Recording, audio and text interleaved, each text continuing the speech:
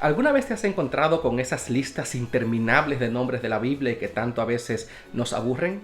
Bueno, hoy quisiera compartir contigo un poquito acerca de lo importante que son y el papel que desempeñan en la historia del nacimiento de Jesús.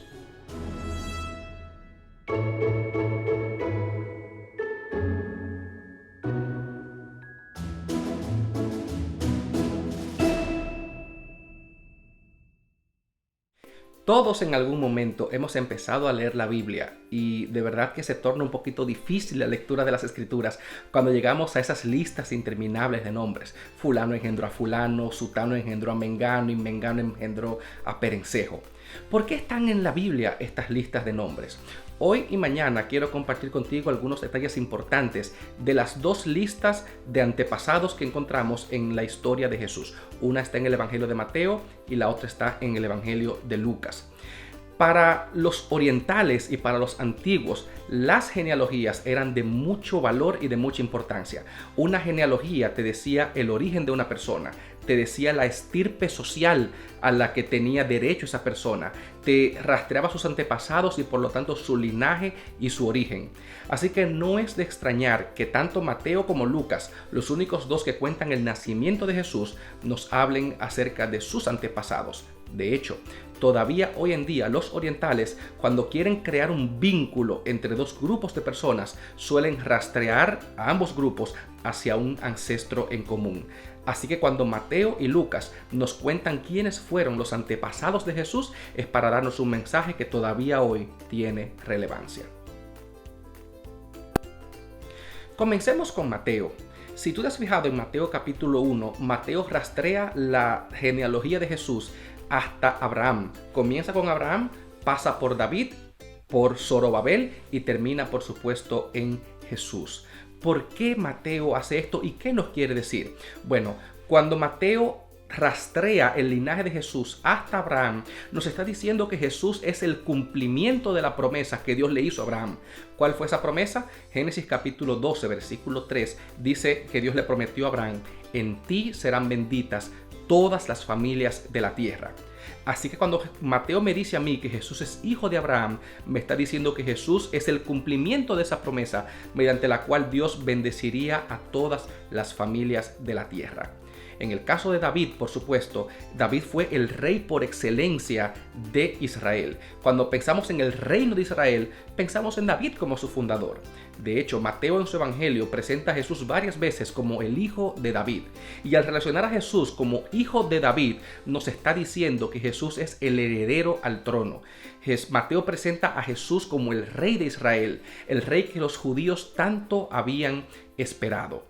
¿Y qué decir de Lucas? Bueno, en el caso de Lucas, Lucas rastrea la genealogía no hasta Abraham, sino que continúa mucho más atrás y la rastrea hasta Adán y termina diciendo que Adán era hijo de Dios. ¿Por qué esta diferencia? Bueno, en el caso de Mateo, porque Mateo está enfocado en decirnos que Jesús es el Mesías esperado por los judíos, es el cumplimiento de la promesa hecha a Abraham.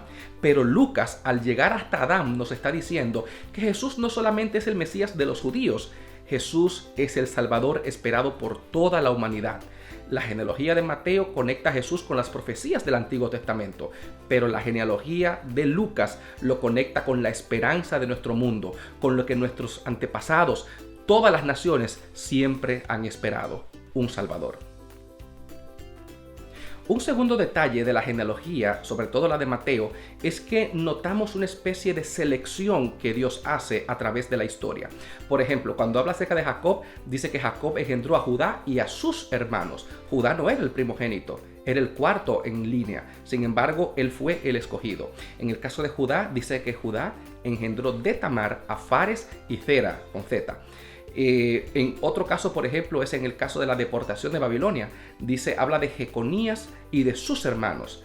Normalmente, cuando tú lees en la Biblia, las genealogías rastreaban un solo antepasado a la vez. Pero en el caso de Mateo a veces, por lo menos en estas tres oportunidades, menciona varios descendientes para darnos a entender y resaltar cómo Dios seleccionó dentro de varios. En el caso de Jacob fueron 12, no escogió al primero, ni al segundo, ni al tercero, escogió al cuarto. En el caso de Fares y Zera, escogió al segundo, no al primero. Y esto tiene una lección muy importante y creo que es la primera lección que quiero compartir contigo de las genealogías. Mañana veremos un poquito más de nuevo acerca de este tema. Lo importante de esta genealogía y el elemento que quiero resaltar en esta oportunidad, en este video, es que tu pasado no determina tu futuro. En el caso de Jesús, vemos cómo Dios supo seleccionar a través de seres imperfectos, pecaminosos que cometieron errores. Dios fue capaz de producir una línea, un linaje que diera como resultado a su Hijo amado, el Salvador de la humanidad. Probablemente tú que me estás mirando en esta oportunidad has cometido errores o tus padres y sientes que estás pagando por errores que tus antepasados o ancestros cometieron. Sientes quizás una herencia genética que has recibido, alguna predisposición. Pero la Biblia presenta el mensaje de que en Jesús hay restauración y hay segundas oportunidades. No importa quiénes fueron tus antepasados, su raza, su religión, su color o sus preferencias. Hoy tú y yo podemos empezar de nuevo en Cristo Jesús. Y ese es uno de los más hermosos mensajes de la Biblia y lo encontramos en la genealogía de Jesús. Muchas gracias por haber compartido un día más de 12 días de Navidad. Por favor, si te ha gustado este contenido, suscríbete, dale me gusta a este video, activa la campanita para que recibas notificaciones y compártelo con tus amigos y aquellos a los que sabes que les va a gustar este tipo de contenido. Mañana tenemos otro video muy interesante para ti, la segunda parte de hecho de este video. No te lo pierdas y hasta mañana.